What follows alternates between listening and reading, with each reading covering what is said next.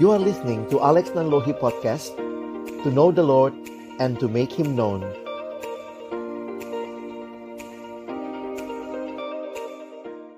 Mari sebelum membaca merenungkan firman Tuhan, kita berdoa.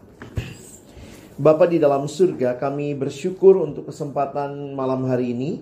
Kami berkumpul bersama-sama memuji, memuliakan nama-Mu, dan tiba waktunya bagi kami untuk membuka firman-Mu. Kami mohon ya Tuhan, ketika kami membuka firman-Mu, bukalah juga hati kami. Jadikanlah hati kami seperti tanah yang baik, supaya ketika benih firman Tuhan ditaburkan boleh sungguh-sungguh berakar, bertumbuh, dan juga berbuah nyata di dalam kehidupan kami. Berkati hamba-Mu yang menyampaikan dan setiap kami yang mendengar. Tuhan, tolonglah kami semua, agar kami bukan hanya menjadi pendengar-pendengar firman yang setia, tapi mampukan kami dengan kuasa dari Roh-Mu yang kudus, kami dimampukan menjadi pelaku-pelaku firman-Mu di dalam kehidupan kami. Bersabdalah ya Tuhan, kami umat-Mu sedia mendengarnya. Dalam satu nama yang kudus, nama yang berkuasa, nama Tuhan kami Yesus Kristus, kami menyerahkan pemberitaan firman-Mu. Amin. Selamat malam teman-teman sekalian. Kita bersyukur buat malam hari ini, sama-sama boleh kembali bersekutu dalam GP kita malam ini. Dan malam ini Kak Alex ingin mengajak kita membuka Markus pasal yang keempat. Kita lihat sama-sama. Wih, selamat malam Pak.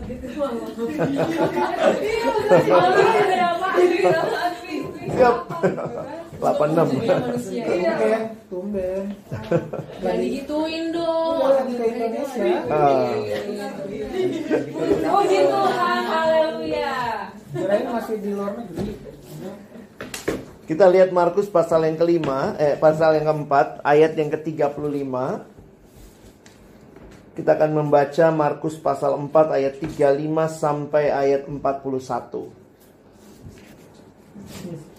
Ya, Markus 4 ayat 35 sampai 41. Kak Alex baca ayat yang ke-35. Teman-teman sekalian baca ayat yang ke-36. Kita bergantian sampai 41. Pada hari itu, waktu hari sudah petang, Yesus berkata kepada mereka, "Marilah kita bertolak ke seberang." Mereka meninggalkan orang banyak itu, lalu bertolak dan membawa Yesus beserta dengan mereka dalam perahu di mana Yesus telah duduk, dan perahu-perahu lain juga menyertai Dia. Lalu mengamuklah taufan yang sangat dahsyat, dan ombak menyembur masuk ke dalam perahu sehingga perahu itu mulai penuh dengan air. Pada waktu itu Yesus sedang tidur di murid-muridnya di sebuah tilam. Maka murid-muridnya membangunkan Dia dan berkata kepadanya, "Guru, engkau tidak peduli kalau kita binasa?" Ia pun bangun, menghardik angin itu dan berkata kepada danau itu, "Diam, tenanglah." Lalu angin itu reda dan danau itu menjadi teduh sekali. Lalu Ia berkata kepada mereka, "Mengapa kamu begitu takut? Mengapa kamu tidak percaya?" Mereka menjadi sangat takut dan berkata seorang kepada yang lain, "Siapa gerangan orang ini sehingga angin dan danau pun taat kepadanya?" Nah teman-teman yang dikasihi Tuhan, malam ini kita akan merenungkan satu tema, perjalanan mengenal Yesus. Dan waktu kita perhatikan bagian bacaan ini, ada hal yang menarik yang Kak Alex ingin kita perhatikan sama-sama. Ini adalah peristiwa yang terjadi di dalam satu perahu di mana ada Yesus dan murid-murid. Coba lihat sebentar pada ayat 35 ya. Pada hari itu, waktu hari sudah petang, Yesus berkata kepada mereka, "Marilah kita bertolak ke seberang." Itu salah satu cara Yesus untuk menghindari orang banyak yang terus ikut Dia. Coba lihat ayat berikutnya. Mereka meninggalkan orang banyak itu lalu bertolak dan membawa Yesus beserta mereka dalam perahu di mana Yesus telah duduk, dan perahu-perahu lain juga menyertai Dia. Kalau teman-teman lihat dari bagian yang lain, kebiasaan Yesus itu kalau mengajar,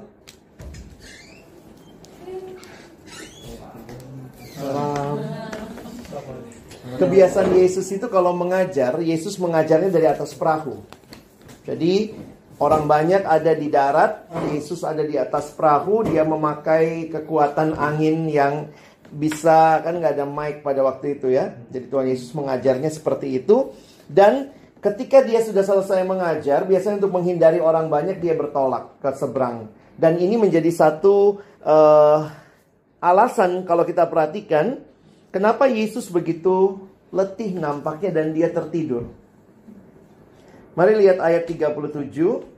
Lalu mengamuklah taufan yang sangat dahsyat dan ombak menyembur masuk ke dalam perahu, sehingga perahu itu mulai penuh dengan air. Danau Galilea itu salah satu danau yang secara geografis letaknya itu di bawah permukaan laut. Jadi secara secara geografis itu memungkinkan tekanan angin yang berbeda sehingga sering kali terjadi badai. Jadi ini tentunya bukan hal yang terjadi hanya pada waktu itu, tapi di waktu-waktu yang lain juga sudah sering terjadi badai. Tapi nampaknya badai kali ini lebih hebat. Jadi kalau orang nanya kenapa terjadi badai, ya memang karena letak geografisnya Danau Galilea itu. Tetapi dari mana kita bisa melihat ini nampaknya satu peristiwa yang begitu menakutkan? Karena murid-murid Yesus kan nelayan di Danau Galilea.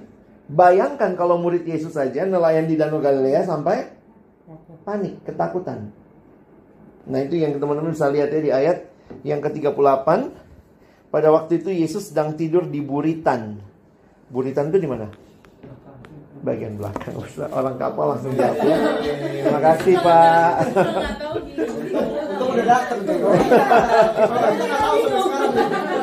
Buritan itu di bagian belakang ya. Nah memang kalau teman-teman jangan bayangkan juga ini bukan kapal besar kayak yang dikemudikan atau pakai motor gitu ya. Ini kapal layar. Tapi waktu saya coba gali lihat latar belakangnya, kapalnya juga lumayan besar pada waktu itu. Paling tidak kapal itu panjangnya 8,1 meter, lalu lebarnya 2,3 meter, dan tingginya 1,4 meter. Jadi dari penggalian arkeologis, kapal itu bisa menampung kira-kira sampai 15 orang laki-laki dewasa. Jadi jangan pikir kapal kecil begitu ya. Dan waktu Yesus tertidur pun itu menunjukkan bahwa tempat itu memang cukup bisa dipakai untuk tidur ya, kira-kira begitu. Nah, apa yang menarik untuk kita perhatikan pada waktu itu, murid-muridnya membangunkan dia dan berkata, "Guru, engkau tidak peduli kalau kita binasa." Dan Yesus pun bangun, menghardik angin itu dan berkata kepada danau itu, "Diam, tenanglah." Lalu angin itu menjadi reda dan danau itu menjadi teduh sekali. Nah, ada kalimat yang menarik di ayat 40. Lalu ia berkata kepada mereka, "Mengapa kamu begitu takut? Mengapa kamu tidak percaya?" Nah, teman-teman, waktu merenungkan peristiwa ini, apakah ini atau mungkin kita bilang begini, kok Yesus nggak tahu sih ada badai? Yesus tentunya pasti tahu, tapi dalam kenyataan dia juga manusia sejati, dia tertidur karena sangat lelah. Dan murid-muridnya kemudian berkata di ayat 41, "Siapa gerangan orang ini sehingga angin dan danau pun taat kepadanya?" Sekarang kalau kita coba pikir sebentar ya, apa sih tujuannya si penulis Injil Markus memasukkan cerita ini ya? Kenapa penulis Injil Markus memasukkan cerita ini di bagian ini untuk kita baca sekarang? Ada penafsir Alkitab yang mengatakan sebenarnya pertanyaan yang sama juga mau ditanyakan kepada kita. Pertanyaannya apa? Teman-teman bisa lihat ya. Siapa gerangan orang ini sehingga angin dan danau pun taat kepadanya? Kak Alex kaitkan sama tema yang saya pilih malam ini. Poin saya begini. Ternyata berbagai peristiwa yang dialami oleh para murid, tujuan utamanya bukan hanya belajar peristiwa itu saja. Tapi kalau teman-teman lihat rangkaiannya, melalui peristiwa itu Tuhan mau menyatakan siapa dirinya.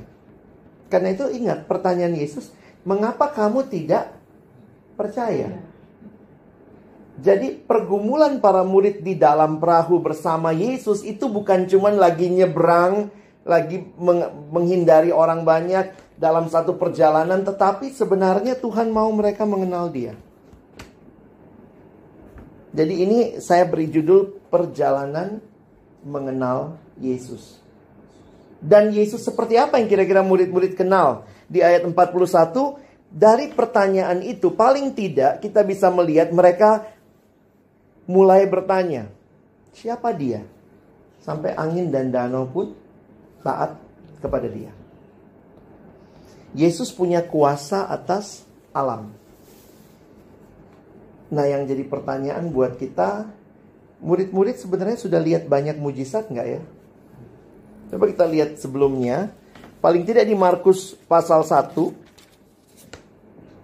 Teman-teman bisa lihat Markus 1 ayat 29. Judulnya apa? Menyembuhkan ibu mertua Petrus. Di pasal 1 ayat 40, orang sakit kusta. Di pasal yang ketiga, pasal yang kedua ayat 1, menyembuhkan orang lumpuh. Pasal 3, ada orang yang disembuhkan juga ya pada hari Sabat. Lalu nanti teman-teman bisa lihat terus menyembuhkan orang banyak. Lalu kemudian langsung kepada apa yang kita baca di pasal 4, angin ribut diredakan. Ketika Tuhan Yesus berjalan bersama muridnya, ternyata Dia juga ingin mereka makin kenal Dia. Saya pikir tidak kebetulan Lukas menuliskan, ini bukan sekadar menuliskan kronologi ceritanya, tetapi penginjil Lukas juga ingin teman-teman dan saya belajar waktu membaca kisah ini, kita bisa menarik kesimpulan, siapa Yesus? Dia Yesus yang lebih berkuasa dibandingkan penyakit corona gitu. Kadang-kadang bingung ya dengan corona ini ya. Kita sih yakin Yesus berkuasa, tapi apakah kita benar-benar percaya? Jangan-jangan juga Tuhan akan tanya sama kita, kamu percaya nggak sih? Mengapa kamu tidak percaya? Lalu di perikop ini kita belajar Yesus lebih berkuasa dari alam. Angin dan danau taat kepada Dia. Nah, coba lihat lagi di bawahnya. Lihat judulnya, Yesus lebih berkuasa dari apa nih? Pasal 5 ayat 1. Dari roh jahat. Di bagian bawahnya lagi ayat 21, Yesus lebih berkuasa dari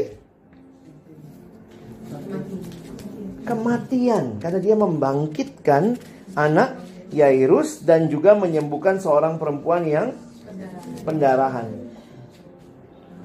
Teman-teman kalau lihat yang perempuan pendarahan itu, sebenarnya Yesus tidak hanya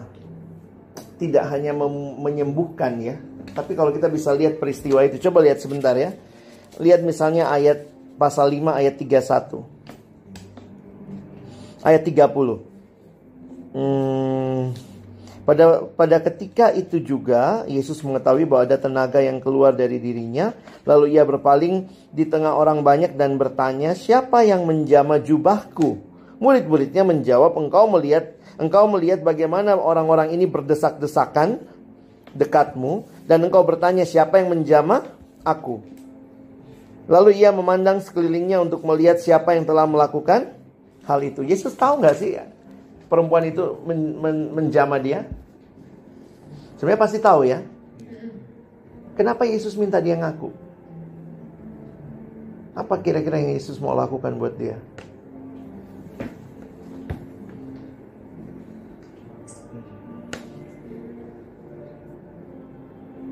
Kalau lihat ayat 33 tuh, perempuan itu menjadi takut, gemetar, mengetahui apa yang telah terjadi atas dirinya, dan tampil dan tersungkur di depan Yesus. Nah, kalimatnya, anakku, imanmu telah menyelamatkan engkau, pergilah dengan selamat dan sembuhlah dari penyakitmu.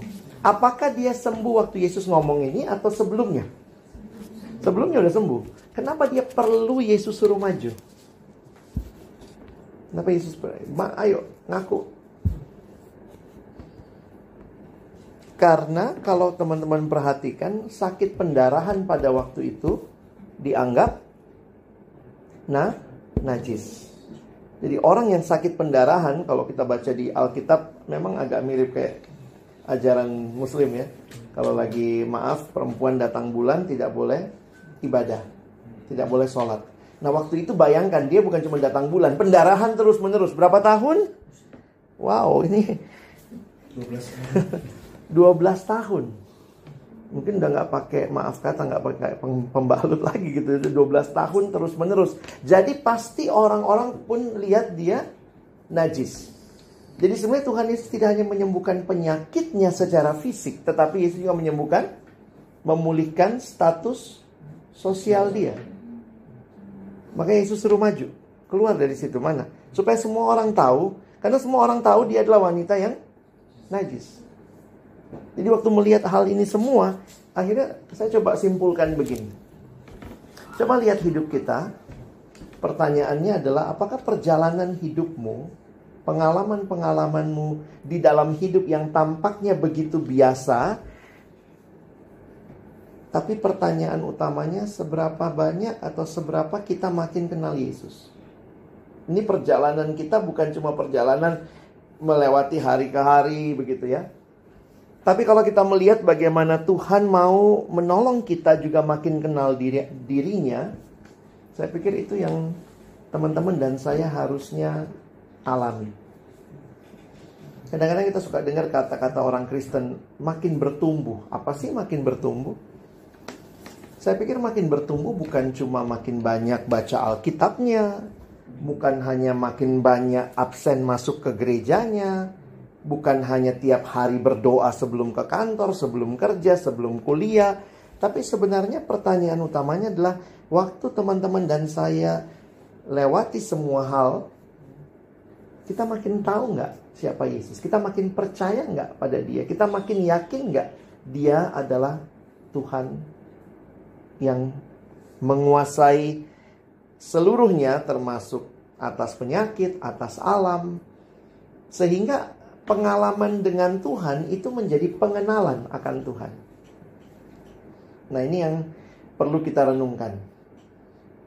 Jangan biarkan perjalanan kita setiap hari jadi rutinitas tanpa kita di dalamnya makin kenal Tuhan. Dan yang menarik adalah kalau Yohanes Calvin mengatakan pengenalan akan Tuhan akan menolong kita makin kenal diri kita. Kalau kita tahu dia Allah Maha Kuasa, berarti kita tahu diri kita punya kuasa yang sangat terbatas. Makin kita meyakini dia bisa menyembuhkan, makin kita sadar kita perlu bergantung sama dia. Makin kita sadar bahwa dia berkuasa atas kematian, maka kita jangan takut dengan kematian, karena kematian bukan akhir.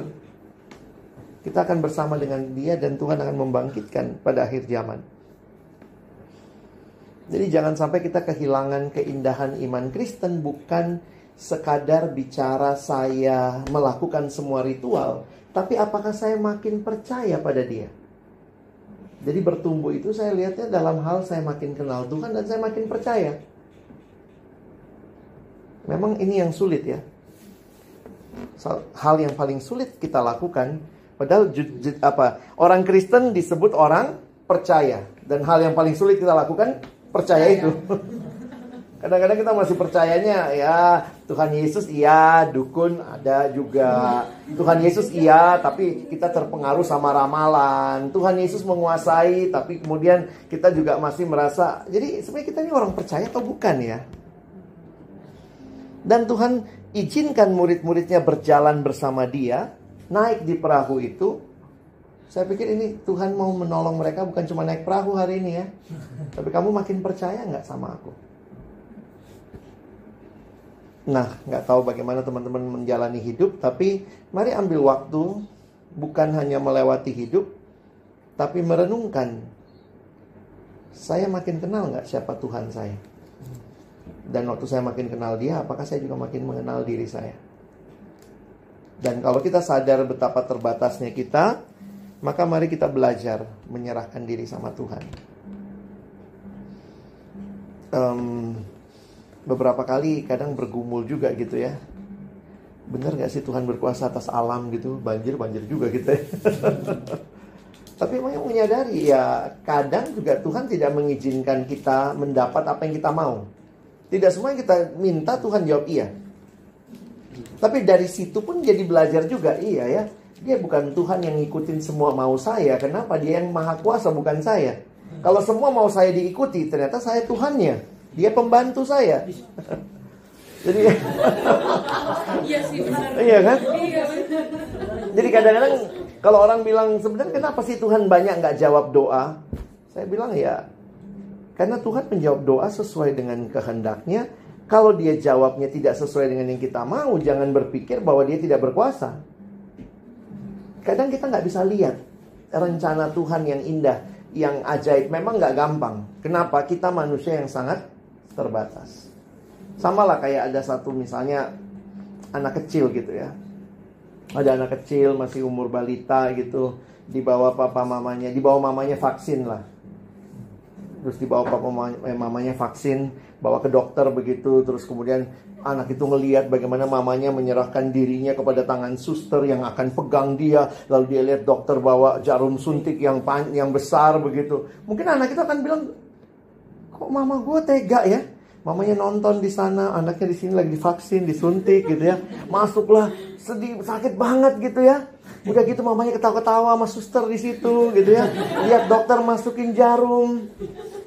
Udah selesai mungkin anak itu akan marah sama mamanya. Nggak mau lihat mama digendong, nggak mau pokoknya gitu ya.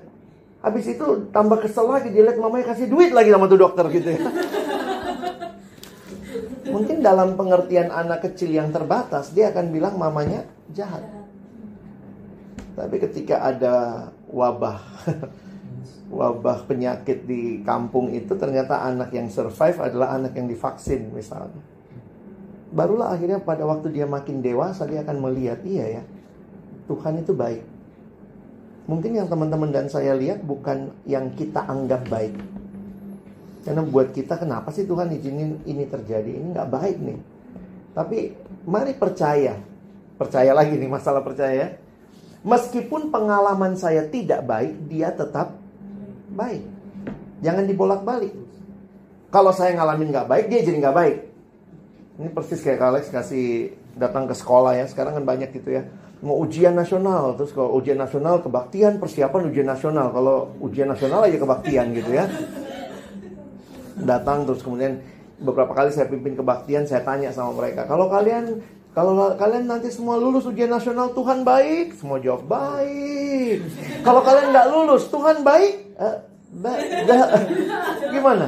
Kalau kita nggak lulus, Tuhan baik nggak? Baik, karena dia tidak jadi baik atau nggak baik tergantung pengalaman kita. Kalau saya lagi ngalamin yang baik, oh dia Allah yang baik. Kalau saya lagi nggak baik, dia nggak baik. Jadi sebenarnya siapa yang Tuhan gitu ya? Nah, memang ini yang gak mudah. Nah, kiranya malam ini melalui perenungan ini kita jadi belajar perjalanan kita hari demi hari. Apakah kita makin kenal Tuhan? Gimana sih melihat hidup dengan terang firman? Nah, saya pikir sih kita perlu punya waktu-waktu untuk merenungkan. Di dalam istilah spiritualitas ada namanya pondering. Jadi namanya pause and pondering. Berhenti dan merenungkan. Hidup itu jangan cuma dilewati aja, tapi ada waktu-waktu kita pause and ponder. Ponder itu mikir mendalam, kira-kira gitulah, yang berpikir mendalam dan memberi arti kepada apa yang kita lalui. Nah, memang kadang-kadang untuk pergumulan yang sangat menyakitkan, sangat menyedihkan, kita mungkin akan ponder itu berulang-ulang. Karena selalu keinget gitu ya. Tiap kali mau bilang Tuhan baik, kita masih marah. Wah, kalau baik masa dia lakukan ini sih? Tapi mari belajar berhenti dan ponder. Ada kalimat bijaksana bilang begini, hanya orang-orang yang tahu kapan berhenti, itulah orang yang bijaksana dalam hidup. Karena berhenti itu menolong kita memaknai hidup. Atau kalimat lainnya, it's the stop that keeps you going. Waktu-waktu berhenti itulah yang membuat kita bisa maju sebenarnya dalam hidup. Karena akhirnya kita maju dengan hati yang bersyukur, kita maju dengan lebih lega begitu ya.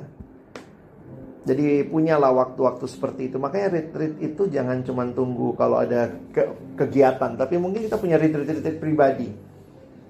Kalau hari Sabtu Minggu mungkin ada waktu yang tidak seperti rutinitas kita, ambil waktu lebih lama untuk berdoa mungkin, lebih lama untuk baca Alkitab, lebih lama untuk tenang melihat hidup kita dalam terang firman. Sebenarnya kenapa sih saya ngalamin hal ini? Dan dari situ kita pun akan bisa refresh lagi. Oke, jadi kiranya apa yang dibagikan malam ini menolong teman-teman juga. Mungkin mujizat Tuhan beda-beda kali ya. Kadang ada mujizat yang besar, ada mujizat yang kecil. Tapi bagi saya sebenarnya semua itu mujizat kalau kita pikirin dengan mendalam. Pas misalnya hujan besar, besokannya mau ujian gitu ya. Tadi iya hari hanya tadi Andri cerita ya. Terus gitu, kenapa ya bisa dapat hikmat keluar jam 5 gitu ya. Coba kamu tunggu dulu, nantilah kan sidang jam 9 kan. Kadang mikir apa ya yang bisa dilihat di situ ya. Bukan banjirnya yang nggak ada kan, tapi bisa tiba di ujiannya misalnya. Itu gimana cara melihatnya? Pada waktu-waktu yang kadang-kadang kita pikir kebetulan, tapi nggak ada yang kebetulan sih. Tuhan atur semua. Oke, ada pertanyaan? Sampai kapan Kak harus menunggu? Gak apa-apa, take your time. Kadang Tuhan ya, kalau saya ngelihat gini ya, karena saya bukan Tuhan ya, jadi kalau nanya ke kalian juga nggak tahu. Tapi gini, saya ngelihatnya, gimana cara jelasinnya ya? Saya ingat kisahnya Yusuf. Yusuf itu sekian puluh tahun kemudian dia jadi wakil ya, perdana menterinya di Mesir itu, dan disitulah dia melihat menafsirkan pengalaman hidupnya. Nah kalau teman-teman perhatikan, coba lihat Kejadian 50 ayat 2.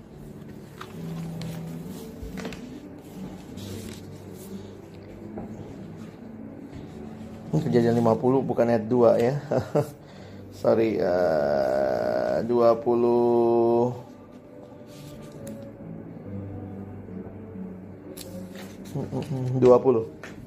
Coba kita baca sama-sama Kejadian 50 ayat 21 2 ya. Memang kamu telah mereka-rekakan yang jahat terhadap aku, tetapi Allah telah mereka-rekakannya untuk kebaikan, dengan maksud melakukan seperti yang terjadi sekarang, yakni memelihara hidup suatu bangsa. Saya mau coba kasih perspektifnya gini, untuk saya nggak menjawab langsung pertanyaan Asa ya, tapi maksudnya begini, Yusuf bisa bilang ini rencana Tuhan setelah sekian puluh tahun. Nah saya agak takut juga dengan orang Kristen yang terlalu cepat bilang ini rencana Tuhan, atau ini semua rencana Tuhan. Jadi poinnya Kak Alex begini, jangan buru-buru bilang ini rencana Tuhan. Karena apa? Karena kita tidak pernah tahu sebenarnya. Yang kita tahu begini, kita nggak pernah tahu detailnya, tapi yang kita tahu Tuhan itu baik. Jadi kalaupun kita masih terus menunggu, yakini aja Tuhan itu baik. Kadang-kadang mungkin yang terjadi adalah sampai kita mati juga kita nggak pernah lihat kebaikannya. Bisa jadi juga begitu. Masih ingat Stefanus? Kalau dibilang Tuhan itu baik, dia matinya dilempar batu. Di mana dia lihat kebaikannya? Dia nggak bisa lihat tuh. Kalau lihat secara manusiawi, tapi dia tetap yakin.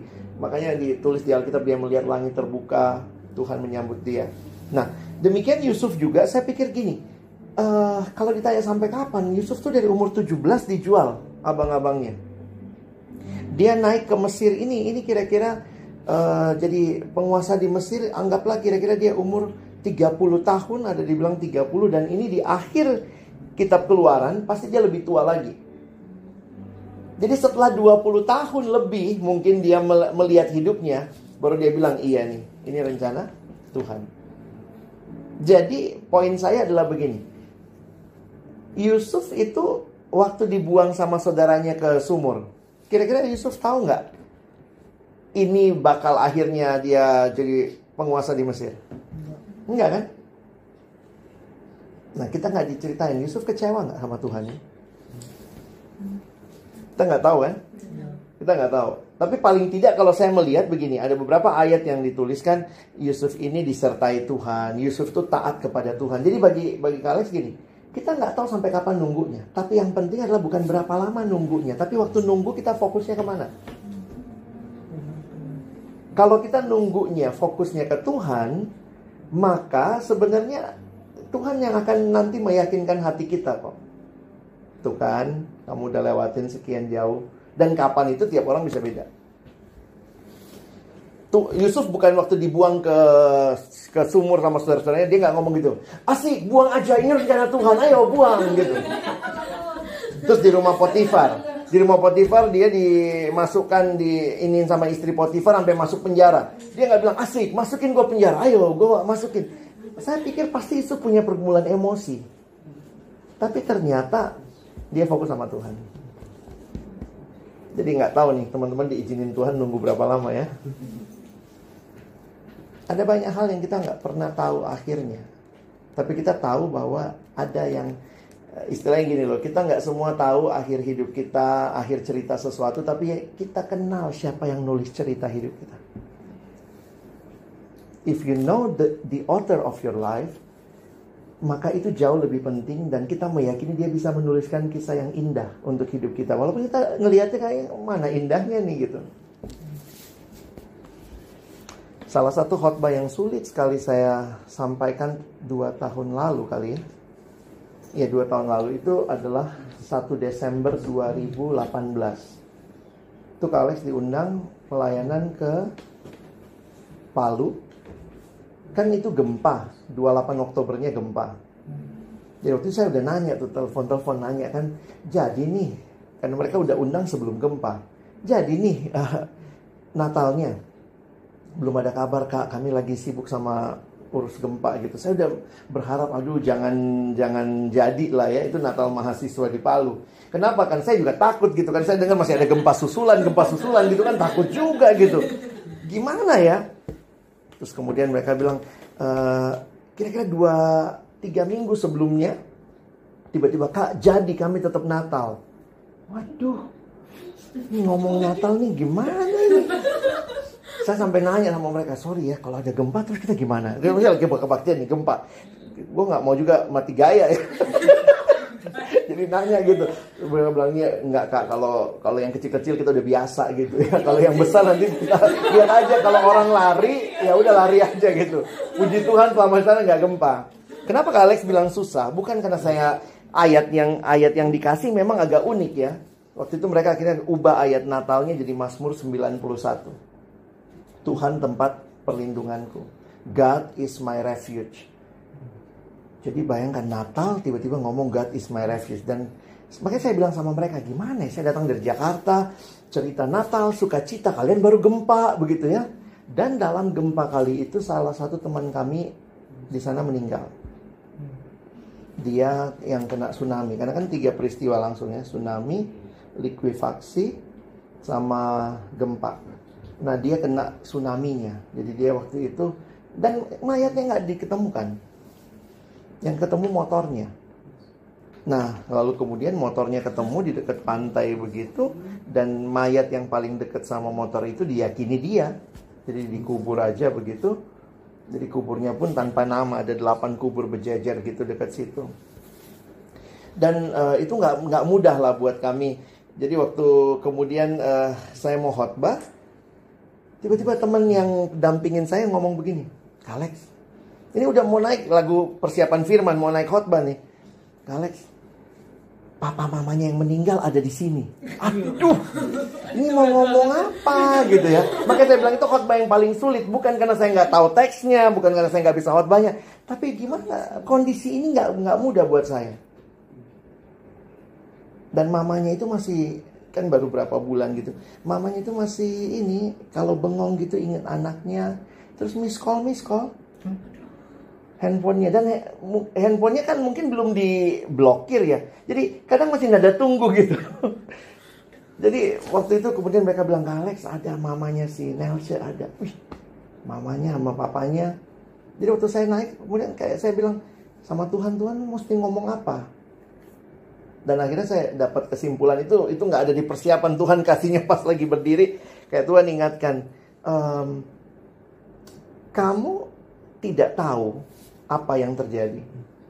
Atau mungkin kalimatnya begini, di dalam kehidupan kita, Tuhan tidak pernah janji kasih penjelasan tuntas atas pergumulan hidup kita. Kamu bisa cari di Alkitab, ada nggak ayat yang Tuhan bilang, aku akan menjelaskan kenapa semua ini terjadi. Tuhan nggak pernah janji kasih penjelasan tuntas. Kadang Tuhan kasih penjelasan, kadang tidak. Kadang penjelasannya 15 tahun kemudian, kadang nggak. Kadang kita jadi Tuhan. Oh, hubungan. Oh iya, pantas waktu itu saya begini ya, karena begini. Kita cocokologi ya. Kita ya cocok-cocokin gitu kan. Pantas waktu itu. Jadi kita jadi Tuhan kecil gitu ya. Nah, saya nggak bisa bilang gimana, tapi akhirnya saya cuman kesimpulan gitu. Tuhan tidak janji penyertaan, Tuhan tidak janji penjelasan tuntas. Tapi yang Tuhan janjikan adalah penyertaannya. Di Alkitab yang berulang-ulang, aku akan menyertai. Jadi disertai Tuhan tidak ada garansi tidak mengalami pergumulan. Disertai Tuhan buktinya di dalam perahu loh. Ada Yesus, ada badai. Jadi Yesus sama badai kompatibel juga tuh. Kan gak bilang kalau ada Yesus gak ada badai, enggak. Kita bukan orang karismatik yang iman buta gitu ya. Ada Yesus gak ada badai, semua sukses, aman, kaya. Tapi Tuhan janji, aku ada di situ sama kamu. Nah mungkin itu yang lebih penting buat kita hayati. Ketimbang kita mau hidup tanpa pergumulan, mintalah hidup terus disertai Tuhan. Kalau kalimat karismatiknya gini ya, kalau Tuhan tidak pernah janji, jangan minta. Yang kita minta yang Tuhan janji. Tuhan kan gak pernah janji kasih penjelasan tuntas. Karena itu, kalau Asa balik lagi tanya sampai kapan, tapi Tuhan ada. Nah, adanya Tuhan itu sebenarnya berkat terbesar kita. Ada lagi yang mau tanya? Iya. Kan kalau misalnya gimana cara kalau misalnya teman yang sedang mengalami kehidupan yang sama, kebetulan lah gitu. Kan emang sekarang kita udah tahu nih, ya ini tidak rencana Tuhan. Gimana caranya supaya kita bisa menyampaikan itu tapi tidak terkesan insensitif? Karena kan kita enggak nanti jadi toxic positivity lagi sekarang ya. Ada kalimat juga di Alkitab begini,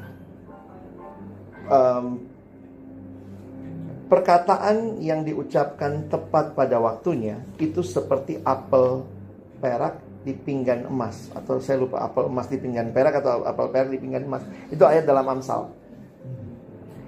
Berarti begini, kebenaran itu penting, tapi kebenaran yang disampaikan tidak pada waktu yang tepat itu juga jadi insensitif. Kalau bahasanya tadi ya, saya ngelihatnya gini, mungkin seperti teman-temannya Ayub kali. Sebenarnya ada hal yang menarik waktu kita lihat Ayub kan lagi berduka nih. Tuhan mengizinkan semua diambil dari dia kecuali istrinya. Terus tinggallah istri yang pemarah ya. Kutuki saja Allahmu, kan anaknya diambil semua, mati semua. Terus datang temannya 3 orang. Nah yang menarik adalah temannya ini duduk bersama Ayub di abu.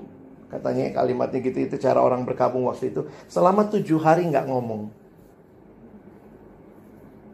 Nah masalah muncul waktu temannya mulai ngomong.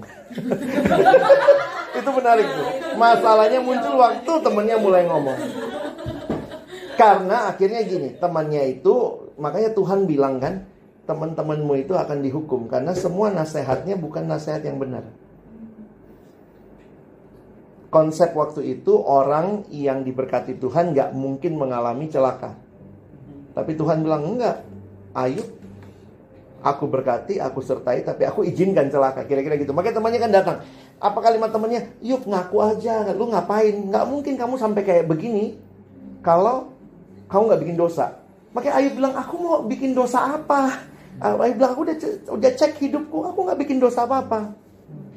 Nah, poinnya adalah itu. Kadang-kadang di dalam kedukaan orang, pergumulan orang, mungkin kehadiran kita bersama dia cukup. Jadi jangan terlalu cepat. Kadang-kadang gitu ya, kita yang Kristen itu, oh Tuhan punya rencana. Aduh, itu yang meninggal papanya, meninggal mamanya, oh Tuhan punya rencana. Gampar juga nih. Makanya akhirnya Ayub bilang, dasar penghibur sialan kamu semua. Ada kalimat itu, kalimat yang pakai penghibur sialan. Nah, jadi dalam beberapa kasus saya melihat, mungkin bersama dengan dia, tahu pergumulannya, bilang aja, aku doain. Nanti kalau sudah mulai agak waras, enak diajak ngobrol, baru kita coba sama-sama lihat hal itu. Gitu kali. Ada lagi satu?